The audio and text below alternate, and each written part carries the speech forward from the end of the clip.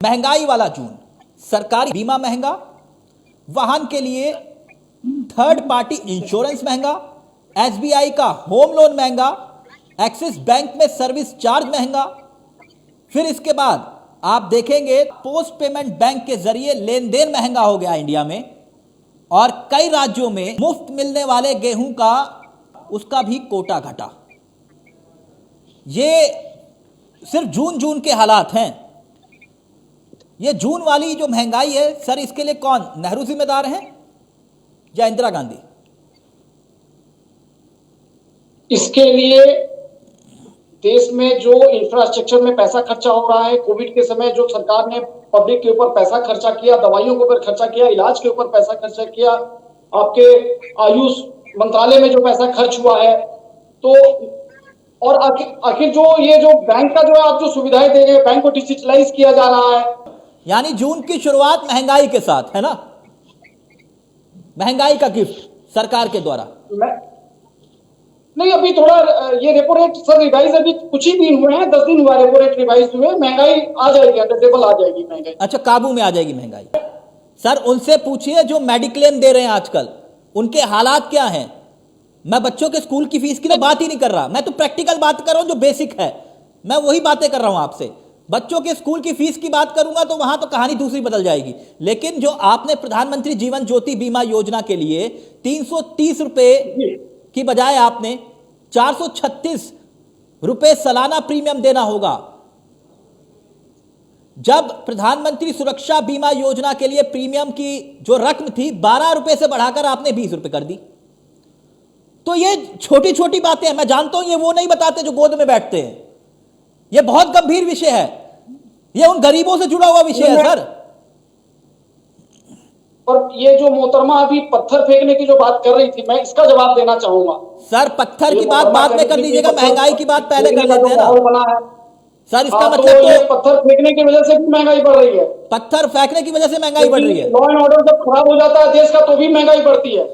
FMCG सब तो जानते ही है ना, एफएमसीजी के बारे में है ना। एफएमसीजी का खेल बताता हूं अभी मैं, और आंकड़ों के साथ बताता हूं, आप हैरान हो जाएंगे। एक गरीब आदमी और अमीर आदमी के बीच की रेखा को समझने के लिए काफी है।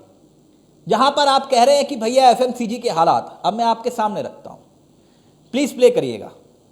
एफएमसीजी ये रिपोर्ट बताती है कि घर चलाने के लिए 43% से लगभग 70% तक ज्यादा भुगतान करने को लोग मजबूर हैं, और इसी मजबूरी का फायदा 90% तक कंपनियां मुनाफा कमा रही हैं। 90% तक। जानते हैं कैसे? पिछले 5 साल में एफएमसीजी कंपनियों ने शुद्ध मुनाफा जो बढ़ा है 34% से बढ़कर यह 68% तक पहुंच गया, 68% तक एफएमसीजी का। डॉक्टर साहब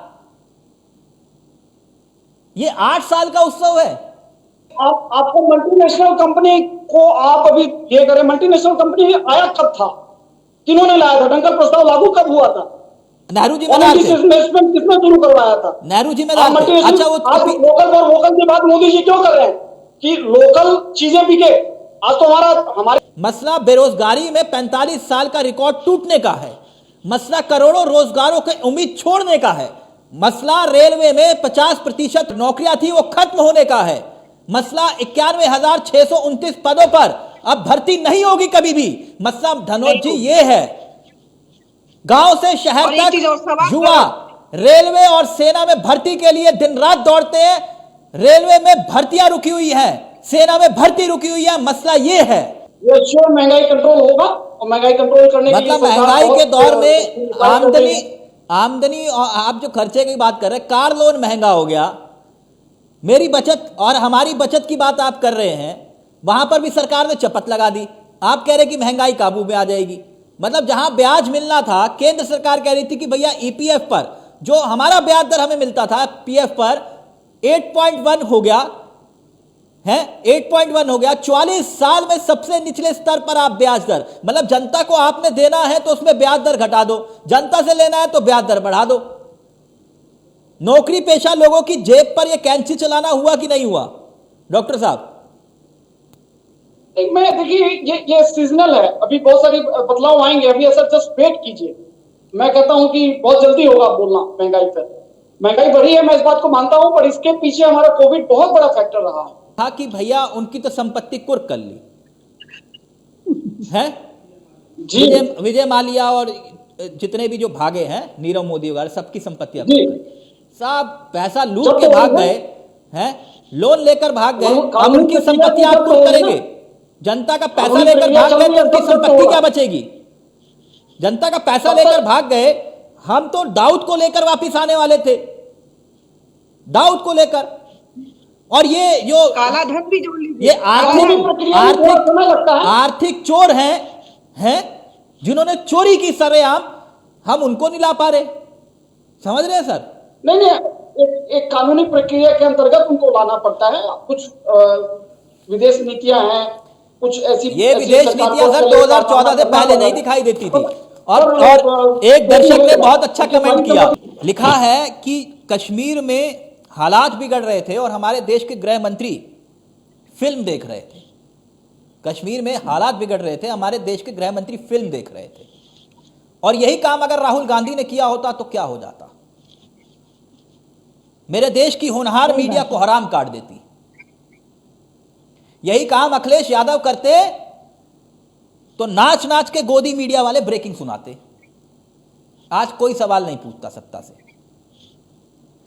और हां, ट्विटर पर पता नहीं कहां मैंने पढ़ा, ध्यान नहीं आ रहा, अच्छा लिखा हुआ था कि सरकार ने कपिल शर्मा का रोजगार भी छीन लिया। सरकार ने कपिल शर्मा का रोजगार छीन लिया। जो कपिल शर्मा फिल्मों का प्रमोशन करता था, अब आजकल सरकार कर रही है।